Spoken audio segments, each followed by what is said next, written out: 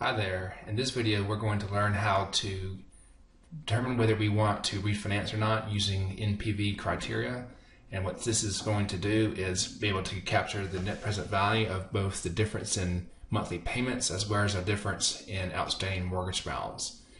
When focusing on the refinancing decision, most people just focus on the difference in payments, but they mostly forget about there's a difference in the outstanding mortgage balance as well. So this calculation will take into account both of those things.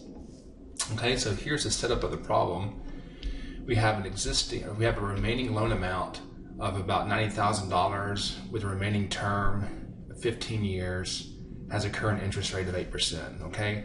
So the key thing to do these calculations is to use what's remaining of the mortgage, not what was originally or anything like that. It's just we're focused on the incremental, what we have left in the future. Okay, so those are our two items that are remaining, and then our interest rate's 8%. To calculate the refinancing decision, you have to make an estimate of when how much longer you're going to be in the piece of real estate. So in this case, we're assuming that we're going to be in there for 6 more years. And our new interest rate, 6%, that's quite a bit of a decrease from our old interest rate. And then we have closing costs of $6,300. Now, comparing that versus the amount we would refinance, $90,000, that's a little bit high. That's about 7% of these closing costs were about 7%.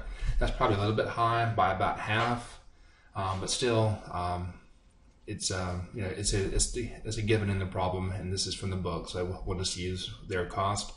And so again, the big question is, should you refinance or not? All right, so how are we going to make this decision? And so here's the equation or the model that we're going to use. And basically, we calculate the present value of the remaining loan at the new rate, and then we subtract off the present value of the remaining loan at the old rate. Now this, the way that this model stated, it says remaining loan amount. That's the same thing as saying the present value of the remaining loan at the old rate, all right? Because if you calculated it, you'd get $90,000 our balance. All right, so you subtract those two, that gives you the present value of the benefit, subtract out the cost, and that gives you the net present value. And then you're going to use your standard net present value decisions to make the decision. All right. And so in your notes, we gave you these calculations, but let's go ahead and see how it's done in Excel from scratch. So I'm going to go ahead and create those same buttons as we do in the notes. And so step 1, step 2, then step 3. All right, maybe I might all right, and then so step 1 is we're going to compute the payment. Step 2, outstanding mortgage balance. Step number 3 is we're going to calculate the present value. All right, so of our remaining loan, how long is it? It's 15 years. So it's 15 times 12 15 years times 12 monthly payments. Our I is going to be using our current interest rate, 8% divided by 12. Present value is $90,000. And then so our future value is always going to be 0, so compute payment. So we have our rate, the end, present value, future value. All right. So $860.09 is our payment.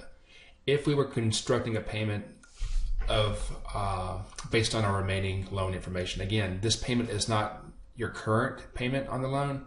It's just we're constructing this in order to compare it versus the new rate, so that we can compute the present value based on the remaining information.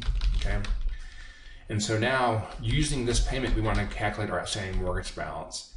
So remember, the N, as always in this calculation, is the number of payments you have not made at that time. So if we have 15 remaining years in loan term and we're only going to be in there 6 more years, it's going to be 15 minus 6 times 12, and we use the contract rate of interest in our to discount it, and we're discounting payments. Future value is 0. So now we compute present value, rate, payment,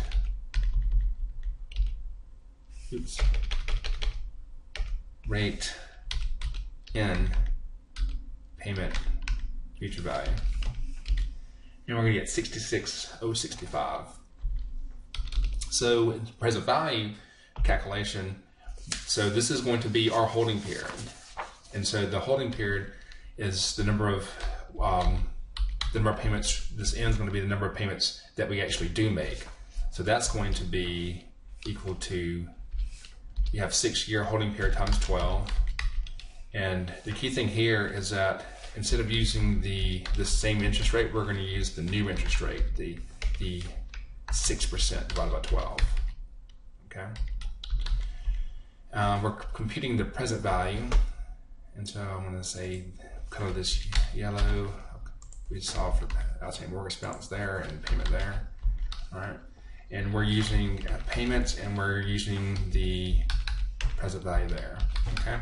So remember, we want these to be the same signs, because what this means is we're making 72 monthly payments of this amount, and then at the end of the 72 months, we have to pay off an outstanding mortgage balance of that much.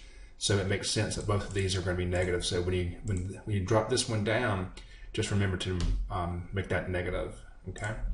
So at this point, we can compute the present value of this. So rate in payment future value. All right, so the present value of remaining loan at new rate is equal to 98,030. The present value of the remaining loan at the old rate is just equal to our loan balance, the $9,000. And to show that, I'm going to go ahead and switch this I in this calculation to our old interest rate, and you're going to see that it come out to $90,000. And so if you do that, like in an exam setting, you know that to catch yourself, because it would be $90,000 minus $90,000, and so that would clearly would be incorrect. So this I right here, well, I'll color that maybe like orange. That's the key difference there. All right.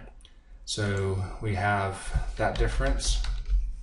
It's going to be our present value of the benefits. So that runs that. So that's the present value of the benefits.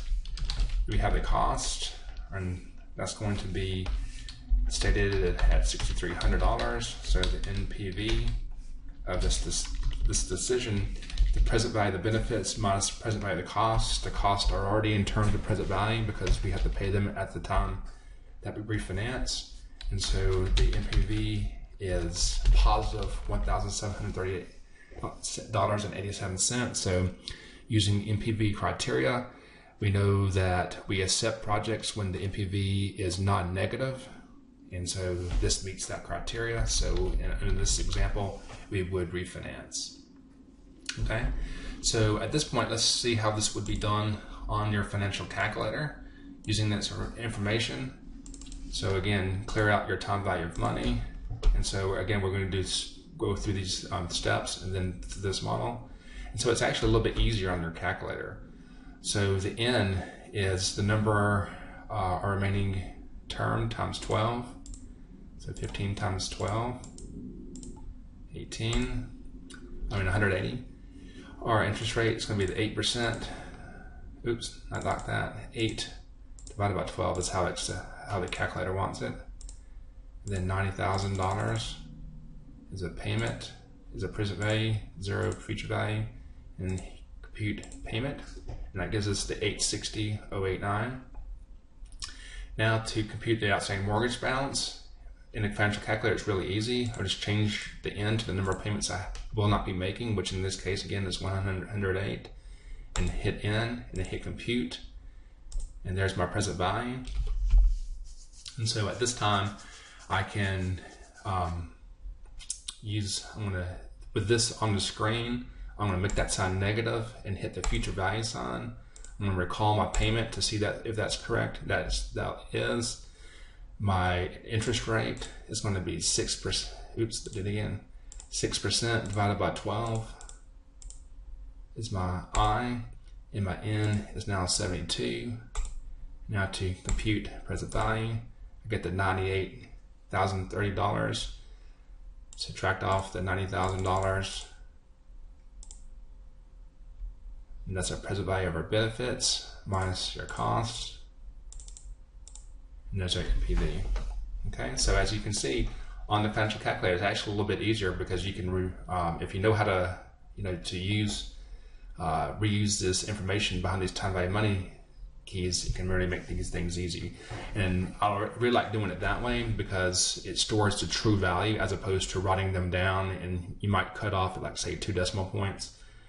And you might get a little bit different answer. So this is really nice to do it this way because you are using the true values just like Excel does, and we get the same exact answer. So I hope this has been helpful, and thanks for watching.